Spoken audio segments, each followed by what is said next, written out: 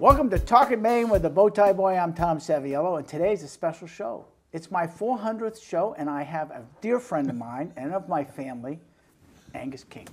Tom, great to see you. What a pleasure. What a pleasure. I mean, I told everybody. 400 shows, that's unbelievable. Unbelievable. It took us a long time to get there, but you know, I've told everybody the only reason that you're a successful senator. Your garage. That's right. You gave the speech in the garage when you were running for governor. Jim Brown, Scott Landry, our wives, and myself. It was raining. We cleaned out the. That was when I could count friends of Angus on one hand. Pretty close, but at that point you went on to become the governor, and look at you now. Yeah, holy smoke! Holy smoke! How did that happen? I got to tell you, the other night I was presiding over the U.S. Senate, which is, don't be impressed, that's a chore for members of the majority. So anyway, so I'm presiding over the United States Senate, and all these people are out there, and I looked out and I said, God, I wish my dad could see this. Oh, I bet. Yeah. It was really surreal. I mean, it was one of these, pinch yourself moments. How did this come about? Wow. Yeah, it was something. Well, you've done a phenomenal job for the state, from being the governor to where you are today. And as you know, from my family and my personal standpoint, you're one of my top 10 friends. Oh, that's right. Always will be there. And I know from my children, I can remember Allison went down to the Obama inaugural. Yeah. If I can say that. Inaugural. Anyway, and you and Mary were in front of the line. And Mary turned around and recognized Allison right away. And we got her in. Right, yeah, you did. And she went into the New Zealand Embassy. Embassy. Exactly. Yep. And that's where the main reception was. That's right. And she got home and immediately called me. It's when John Baldacci saw her. And John, being the gentleman he is, and she introduced herself to him, he said, I know your father. He's a good man. We just don't agree a lot. Okay, well, that's all right. That's okay. It was great. So I think it's important, as we talk in the show, You've been over to what's going on in Ukraine. I think it would be really great for you to update the public right now on what you saw when you were there just last week. Well, a week ago today I was in Germany, and a week ago tomorrow, Saturday, spent the day in Poland, a couple of miles, I think 2.5 miles from the Ukrainian border. If I had to sum it up in one sentence, here's what I would say. The Europeans are united and the Ukrainians are determined. That's what's going on right now. And Putin has made a colossal mistake. And everything he wanted to do, he's made worse. The chances of Ukraine ever becoming part of Russia are nil. Even if he bombs them into submission, they're going to hate the Russians and him for generations. The second thing he's done is unified NATO. NATO's never been as strong as it is. We had dinner Friday night, a week ago, with a group of members of the Bundestag, which is the German parliament. And they've done, I don't think we realize here, they've done a complete 180 in their defense, because they've been naturally, since World War II, they sort of pulled back. They didn't want to be in military business. But they've realized that this guy's a threat. And they're going to increase their budget. They're going to contribute more to NATO.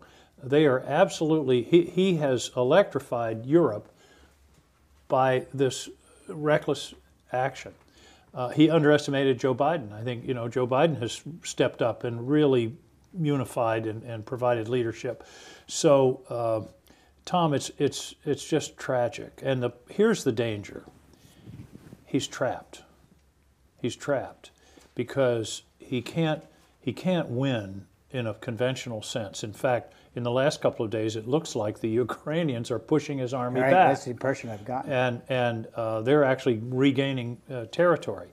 The problem is his pattern when he gets into this situation is to just get more brutal. In Chechnya, Grozny, Georgia, what they did is just carpet bomb. And they did it, he facilitated Assad doing that in Lebanon. Aleppo, they just destroyed the city. In fact, this is really interesting. Last Saturday we met with a group of Ukrainian leaders, and one of them used the word rubble as a verb. I've never heard it. He said, Putin wants to rubble our country. Wow. And so the danger is either he'll do that, or he'll lash out with something like a cyber attack, which we ought to be ready for, or, God forbid, nuclear weapons. Or poisonous gases. Yeah, and chemical weapons. Yeah, chemical. They have a different doctrine about nuclear weapons than we do. The Russians think of nuclear weapons as just another tool in their toolkit. And they actually have a doctrine called escalate to de-escalate. And that means if you're losing on the battlefield, you use a tactical nuclear weapon, and that will intimidate your adversary to negotiate. Wow. Wow is right. Tom, this is the most dangerous moment we've been in since the Cuban Missile Crisis. And Putin is the most dangerous person in human history right now. I would agree. Because he's bloodthirsty, he's amoral, he's a little crazed, I think, and he's got nukes. So it's a really dangerous moment. Now, the other option, of course, is that he finds an off-ramp, that he and Zelensky make a deal of some kind. But here's something interesting we saw from spending last Saturday with Ukrainians. They want to win. Yeah, I know. They want to win. Yeah, yeah. They've got the blood up, you know, they're going. And it's going to be hard for Zelensky to compromise, to give Putin something, to allow him to back off, because his people are so fired up. They were talking about winning and stuff, and I leaned over to John Cornyn, the senator from Texas, who was sitting next to me, and I said, this is going to make it very hard for Zelensky to make a deal. And so that's where we are right now. And you know, Putin has this, well, he really thought that the Ukrainians were going to welcome them in. Yeah, there's going to be a blitzkrieg. He was going to drive through. No, but beyond that, he thought they were going to be welcome. Oh, really? Yeah, he called the army the first couple of days the peacekeepers. He totally misjudged the Ukrainian people. Wow. Not to mention the capability of his own military, which turns out to not be as good as everybody thought. So the question now is, Putin's not a guy that likes to lose. So is he going to double down? I think he's going to double down and start just hitting these cities. Or is he going to look for an off-ramp? The next 2 weeks are going to tell the tale. Yeah, it's going to be really interesting. I mean, it's a very sad situation. But I honestly thought it'll be over in a week. Everybody did. Our intelligence community did. They really? Oh yeah, yeah. In fact, I'm going to be beaten up on them next week, because it turns out that they missed a crucial fact, and they missed the same crucial fact in Afghanistan: will to fight. They overestimated the Afghans' army's will to fight. They said to us, you know, we said, what happens if we leave? They'll hold on for 6 months or a year. They held on for minus 15 days. Right. We said, what's going to happen in Ukraine? You know, just a month or so ago. 3 or 4 days they'll take Kyiv. That was the estimate.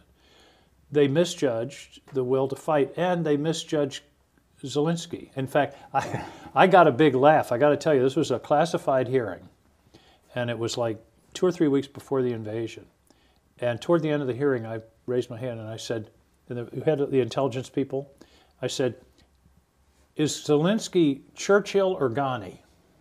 And everybody laughed. And they said, we don't know. Well, turns out he was pretty damn close to Churchill. Yeah, I'm impressed. I mean, when he says, when we offered him sanctuary, and his comment, I don't want sanctuary, send me bullets.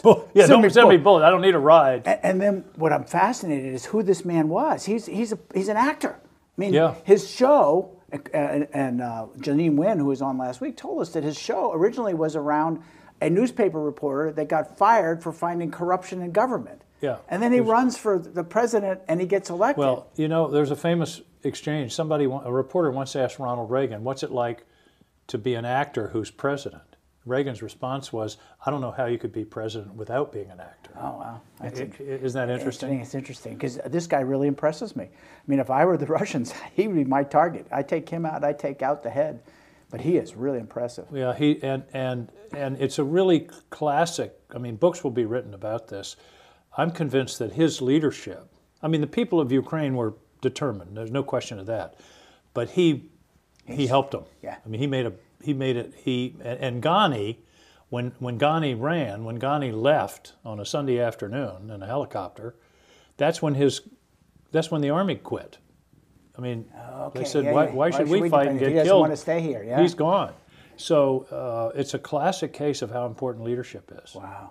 I mean, the thing is, we watched them prepare prior to it, and that's why I rolled my eyes, because they had their citizens practicing with wooden guns. Right. And I'm saying, okay, well, this is for show, but it's not for show. It's not at all. I mean, we talked before, joked in, it'd be like coming to Franklin County and trying to take us over. Well, the problem here is except nobody need to send in guns. No, don't just send us bullets. We don't send us guns. It's no problem. But it's almost like, in some ways, the American Revolution in a little different ways, because the people here were so wanted out of British rule. Right. They never anticipated the guerrilla actions and all the other things that took place. The British were in effect the invaders, Right. and the Russians are the invaders, and it's much harder to invade, because when you're defending, you know the land, you know where the roads are, all of that kind of thing, and the Ukrainians have been brilliant. Now, we've really helped them. I mean, they've killed something like 700 Russian tanks. 700. That's amazing. That's amazing. And it's these Javelin missiles that we've supplied that are these missiles are really capable, and they can penetrate the armor of the tank. So the Javelin missiles, and then we've given them Stingers, which are anti-aircraft, which will knock out low-flying aircraft and helicopters. We're giving them the other people in NATO are giving them other anti-aircraft capacity. One thing I should mention, President Zelensky several times has talked about a no-fly zone. The reality is that almost all the damage that we're seeing on TV isn't being done by airplanes. Missiles and rockets and artillery. So a no-fly zone wouldn't change things that much, but it would be a big risk in terms of escalation. Our president it's a very tricky moment, because most Americans want us to get in there and help. No-fly zone, jets and everything. On the other hand, we don't even want to think about a nuclear exchange. No. And I think a lot of Americans who are younger than you and I, they didn't grow up with the shadow of it as we did. And it isn't as real. And it's unthinkable, Tom. And the devastation is just, as Ronald Reagan said, nobody will win a nuclear war. And so this is and this guy's, he appears to be a little unhinged. Yeah. So you can't rely on him being rational, although historically he was. But he's got this complex. He made a speech today about how the West is trying to cancel Russia and doesn't care about Russian composers anymore. I mean, he's really paranoid. I want the president to make a speech or to call him up and say, we don't have any intention of invading Russia. Who cares? What? Do it yourself. Yeah. Your economy stinks. You're breaking anyway. up your own. Yeah, you're hurting your own country. But he's convinced that we want to break up Russia and overthrow his regime and he called it cancel. We want to cancel the Russian Dostoevsky and Rostropovich. No, but that's where his head is. I find it so interesting when you watch him working with his own staff. He's got a 30-foot table. Yeah, the table seems to be getting longer because I'm sure he's afraid that one of those guys is going to come visit him and he's not going to walk out of the room. I find that unbelievable. Yeah, and I just read this morning that his chief military guy hasn't been seen in a week. That's his defense secretary. Yes. And so they're saying it's health issues. Yeah. That's what and they did have one defector that already left the country because he doesn't agree with what's going on. And one of his intelligence guys is under house arrest. Wow. So one of the questions for me is, did he get good intelligence and ignore it? Or what I think is more likely, he intimidated them to the point where nobody was willing to tell him the truth, which is very dangerous for a leader. But my philosophy has always been, I want people around me. You know Kay Rand. She wasn't going to hold back. No. In fact, she took a personality test once and scored 0 on respect for authority, which is exactly what I wanted. Yeah. I've got a friend over in, I think in Pittsfield. They're in Pittsfield. He has a sign in his office that says, if you and I agree all the time, one of us isn't necessary. Ooh. Isn't that cool? Well, I think of my personality test under authority, I didn't do very well either. Yeah. I think I was one that was like, no, I'll listen to you, but I'm going to do my Well, own thing. the test that Kay got a 0 on, the chief of the state police got 100. So I think it was a pretty good test. Well, that's good to take care of you. So, wow, that's an unbelievable experience. And how often do you get updated? Pretty much daily. Yeah. Because I'm on both armed services and intelligence. So we've had briefings pretty much every day. Now, you told me how many bullets have we sent them? 40 million. 40 million. Wow. Rounds of ammunition. And is it, I guess maybe I shouldn't ask this, but I assume it's going through Poland. Most of it, yeah. And one of the things that has surprised us is that the Russians haven't done a better job of disrupting the flow of both. We've talked all about weapons, but there's a huge flow of humanitarian aid. Tom, we were at this refugee center. There were, I don't know, a couple thousand people there, 1,500, 1,200. Cots. It was an empty mall. It was an indoor mall, but the stores were all empty. But there were like futons all over. It was just full of people. And the logistics, it suddenly occurred to me, everybody's got to go to the bathroom, they got to eat, they got to sleep. Then there's transportation. They're going all over Europe from there. But 3.5 million people have crossed over. There are 6.5 million people displaced within Ukraine. Wow. Added together, 10 million is 1/4 of the Ukrainian population. So 1 out of every 4, and something like over half of the kids in Ukraine aren't in their homes. That last night. And that's what we saw at the center. It was almost all women and children. We talked to a woman, a mother, whose husband is fighting. She wanted to stay, but she, wanted to bring her kids out. It's a tragic and just totally stupid. I mean, there was no need of it. And again, go back to the Ukrainian people. They're basically leaving their families and going back to fight. Yeah, that's right. I mean, that's impressive to me. I mean, it's sadly, but it's very impressive that they want to defend their country. It's important to them. Well, and again, that's one of the things that Putin just grossly underestimated. Yeah. He just didn't understand somebody said the other day he has single-handedly created a Ukrainian identity. Well, and your point about the EU coming together, I mean, they had their differences. When's the last time Switzerland joined a coalition? coalition? I saw that. Yeah, Switzerland decided they were going to weigh in on that one. Like Switzerland and Sweden are in this. The Poles, Finland is not a member of NATO. They're right on the Russian border. They've always sort of, and I just saw a poll. Their support for joining NATO went from like 29% to 69% in Finland, and in Sweden it went up, I think, into the 60s. So he's everything he's done has backfired. Wow. And I'm hoping that the Ukrainians can make enough progress to really pressure him to make a deal and cut his losses.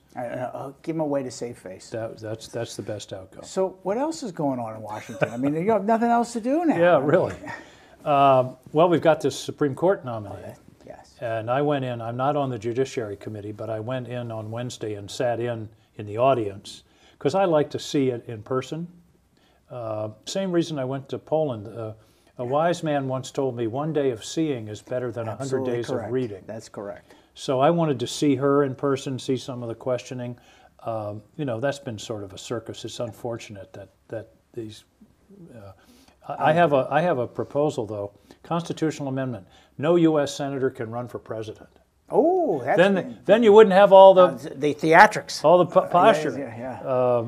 It's only facetious, but anyway. So we're working on that. I haven't met her yet. I should next week. They brought her around to meet all the members of the committee, and then they're going to. But she sure seemed very impressive, very smart. Impressive, very smart. The thing that impressed me was her superhuman calm.